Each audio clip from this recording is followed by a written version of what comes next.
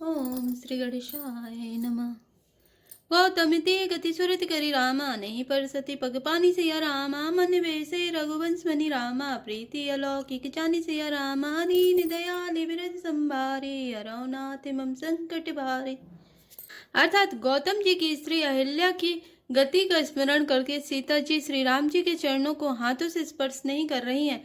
सीता जी की अलौकिक प्रीति जानकर रघुकुल मणि श्री रामचंद्र जी मन में हंसे।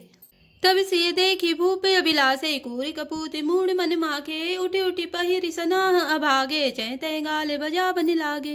अर्थात उस समय सीता जी को देखकर कुछ राजा लोग ललचा उठे। वे दुष्ट कुपूत और मूढ़ राजा मन में बहुत तमतमाए। वे अभागे उठ उठ कर कवच पहनकर जहां तहां गाल बजाने लगे। ले उछड़ा इसे के को, धरी बांधे नृप बालक दो। तोरे धनुष चाड़ नहीं सरई, जीवत हमें कुंवरी को बरई।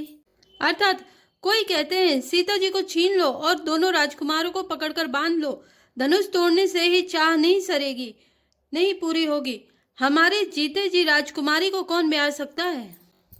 जो विदेहु कछु करहि सहाय, जीतौ समर सहित दो भाई। साधु भूप बोले सुनि मानी, राज समाज लाज लजानी। अर्थात यदि जनक कुछ सहायता करें तो युद्ध में दोनों भाइयों सहित उसे भी जीत लो। ये वचन सुनकर साधु राजा बोले, इस निर्लज राज समाज को देखकर तो लाज भी लजा गई। बल प्रताप वीरता बढ़ाई, ना कि बिना कई संग सिधाई। सोई सूरता की अब कहु पाए, अस्फुति तो विधि मुँह मसिलाई। अर्थात अरे तुम्हारा बल प्रताप वीरता बढ़ाई और नाक प्रतिष्ठा तो धनुष के साथ ही चली गई। वही वीरता थी कि अब कहीं से मिली है। ऐसी दुष्ट बुद्धि है, तभी तो विधाता ने तुम्हारे मुखों पर कालिक लगा दी। देखो राम नयन भरे रामा, तजीर सा मधु कौ सिया रामा। लख निरोष पावक प्रबल रामा, जानी सलभ जनि हो सिया रामा। दीन दयाल विरध संभारे, अरौनाथ मम संकट भारे। अर्थात ईर्ष्या घमंड और क्रोध छोड़कर नेत्र भरकर श्री राम जी की छवि को देख लो। लक्ष्मण के क्रोध को प्रबल अग्नि जानकर उसमें पतंगे मत बनो। मैंने ते बलि जिमि चय कागो, जिमि ससु चाहे नागे और भागो। जिमि चय कुशल कारिन कोई, सभी संपदा चाहे से द्रोही। अर्थात जैसे गरुण का भाग कौवा चाहे, सिंह का भाग खरगोश चाहे, बिना कारण ही क्रोध करने वाला अपनी कुशल चाहे, शिवजी से विरोध करने वाला सब प्रकार की संपत्ति चाहे। लोभी लोलुप कल की रति चाहे, अकलंकता की कामी लाई। हरिपद विमुख परम गति चाह, तस तुम्हारे लालच नर ना। अर्थात लोभी लालची सुंदर कीर्ति चाहे, कामी मनुष्य निष्कलंकता चाहे तो क्या पा सकता है। और जैसे श्री हरि के चरणों से विमुख मनुष्य परम गति मोक्ष चाहे। हे राजाओं, सीता के लिए तुम्हारा लालच भी वैसा ही व्यर्थ है। कोलाहल सुनि सिए सकानी, सखी लवाई गई जहरानी। राम सुभाय चले गुर पाई, सिए सनेहु बरे नति मन माही। अर्थात कोलाहल सुनकर सीता जी संकित हो गई। तब सखियां उन्हें वहां ले गईं जहां रानी सीता जी की माता थी। श्री रामचंद्र जी मन में सीता जी के प्रेम का बखान करते हुए स्वाभाविक चाल से गुरु जी के पास चले। रानी सहित सोच बस सिया, विदो विधि काह करनिया। भूप वचन सुनी इत उत तकाई, लखनु राम डर बोल न सकाई। अर्थात रानियों सहित सीता जी दुष्ट राजाओं के दुर्वचन सुनकर सोच के बस हैं कि ना जाने विधाता अब क्या करने वाले हैं। राजाओं के वचन सुनकर लक्ष्मण जी इधर उधर ताकते हैं, किंतु श्री रामचंद्र जी के डर से कुछ बोल नहीं सकते।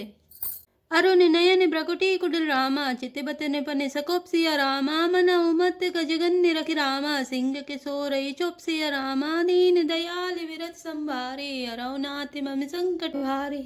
अर्थात उनके नेत्र लाल और भौहें टेढ़ी हो गई और वे क्रोध से राजाओं की ओर देखने लगे, मानो मत वाले हाथियों का झुंड देखकर सिंह के बच्चे को जोश आ गया हो। खरे भरु देखी बिकल पुरे नारी, सबे मिल दे मही पनिगारी। तही अवसर सुनि से धनु भंगा, आयो मृगकुल कमल पतंगा। अर्थात खलबली देखकर जनकपुर की स्त्रियां व्याकुल हो गईं और सब मिलकर राजाओं को गालियां देने लगी। उसी मौके पर शिवजी के धनुष का टूटना सुनकर रघुकुल रूपी कमल के सूर्य परशुराम जी आए। देखी मही पे सकल सकुचाने, बाजे झपट जनु लवा लुकाने। गौरी शरीर भूति बल भ्राजा, भाले विशाल त्रिपुंड विराजा। अर्थात इन्हें देखकर सब राजा सकुचा गए, मानो बाज के झपटने पर बटेर लुक छिप गए हों।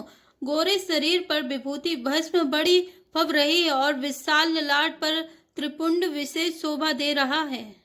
शीस जटा शशि बदनु सुहावा ऋष बस कछुके अरुण होई आवा प्रकुटि कुटिले नयन ऋष राते सहजऊ चितवते मनहु रिसाते।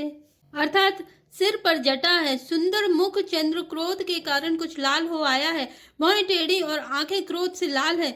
सहज ही देखते हैं तो भी ऐसा जान पड़ता है मानो क्रोध कर रहे हैं। वृषभिकंद उर्बाहु विशाला चारु जने उमाल मृग छाला कटि मुनि बसन तून दुई बांधे धनुसर कर कुटारु कल कांधे। अर्थात बैल के समान ऊंचे और पुष्ट कंधे हैं, छाती और भुजाएं विशाल हैं, सुंदर यज्ञ पवित्र धारण किए, माला पहने और मृग चर्म लिए हैं, कमर में मुनियों का वस्त्र बलकल और 2 तरकस बांधे हैं, हाथ में धनुष बाण और सुंदर कंधे पर फरसा धारण किए हैं। शांत बेसु करिनी कठिन रामा भरिनी न जाय स्वरूप सिया रामा धरि मुनि तनु जनु वीर रसु रामा आयो जय सब भूप सिया रामा दीन दयाल विरध संभारे हरौ नाथ मम संकट भारे।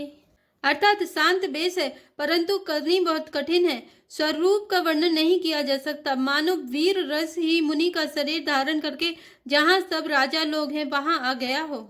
देखत प्रभुपति बेसु कराला उठे सकल भय विकल भुआला पितु समेत कही कही निज नामा लगे करन सब दंड प्रणामा। अर्थात परशुराम जी का भयानक बेस देखकर सब राजा भय से व्याकुल हो उठ खड़े हुए और पिता सहित अपना नाम कह कहकर सब दंडवत प्रणाम करने लगे। जय सुबाय चित वही तु जाने सो जाने जनु आय कुटाने जनक बहोर आय सिरुनावा से बुलाए प्रणाम करावा। अर्थात परशुराम जी हित समझकर भी सहज ही जिसकी ओर देख लेते हैं वह समझता है मानो मेरी आयु पूरी हो गई। फिर जनक जी ने आकर सिर नवाया और सीता जी को बुलाकर प्रणाम कराया। आशीष दीन सखी हर्षाने निज समाज ले गई सयानी विश्वामित्र मिले पुनि आए पद सरोज मेले 2 भाई। अर्थात परशुराम जी ने सीता जी को आशीर्वाद दिया, सखियां हर्षित हुई और वहां अब अधिक देर ठहरना ठीक न समझकर वे सयानी सखियां उनको अपनी मंडली में ले गईं। फिर विश्वामित्र जी आकर मिले और उन्होंने दोनों भाइयों को उनके चरण कमलों पर गिराया। राम लखन दशरथ के डोटा दीन आशीष देखी बल जोटा राम ही चितई रहे थकी लोचन रूपी अपार मारे मद मोचन। अर्थात विश्वामित्र जी ने कहा ये राम और लक्ष्मण राजा दशरथ के पुत्र हैं। उनकी सुंदर जोड़ी देखकर परशुराम जी ने आशीर्वाद दिया। कामदेव के भी मद को छुड़ाने वाले श्री रामचंद्र जी के अपार रूप को देखकर उनके नेत्र थकित स्तंभित हो गए। बौरी बिलो की विदेश निरामा कहु काह अति वीर सिया रामा पूछत जानी अजानी जिमि रामा व्याप्यो को शरीर सिया रामा दीन दयाल विरत संभारे हरौ नाथ मम संकट भारे। अर्थात फिर सब देखकर जानते हुए भी अनजान की तरह जनक जी से पूछते हैं कि कहो यह बड़ी भारी भीड़ कैसी है। उनके शरीर में क्रोध छा गया। समाचार कही जनक सुनाए जयकार ने मही पे सभे आए सुनते वचन फिर अनत निहारे देखे चापे खंड मही डारे। अर्थात जिस कारण सब राजा आए थे राजा जनक ने वे सब समाचार कह सुनाए।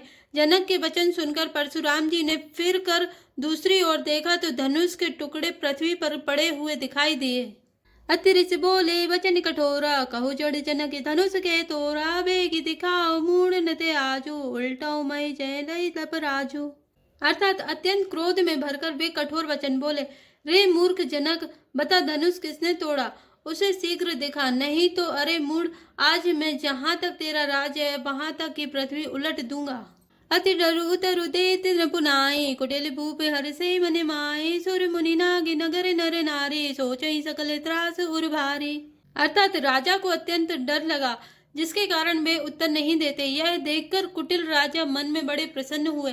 देवता मुनि नाग और नगर के स्त्री पुरुष सभी सोच करने लगे, सबके हृदय में बड़ा भय है। मन पछिताति सिए में तारी विधि अब सबरी बात बिगारी रघुपति कर सुभाव सुनी सीता अरत निमेष कल्प समय बीता। अर्थात सीता जी की माता मन में पछता रही है कि हाय विधाता ने अब बनी बनाई बात बिगाड़ दी। परशुराम जी का स्वभाव सुनकर सीता जी को आधा क्षण भी कल्प के समान बीतने लगा। सबय बिलो के लोग सब रामा जानी जान की बीरु सिया रामा हृदय नहर से बिसाधु कछु रामा बोले श्री रघुबीरु सिया रामा दीन दयाल विरत संभारे हरौ नाथ मम संकट भारे। अर्थात तब श्री रामचंद्र जी सब लोगों को भयभीत देखकर और सीता जी को डरी हुई जानकर बोले। उनके हृदय में ना कुछ हर्ष था न विषाद। मास परायण नवा विश्राम। जय श्री राम, जय जय हनुमान।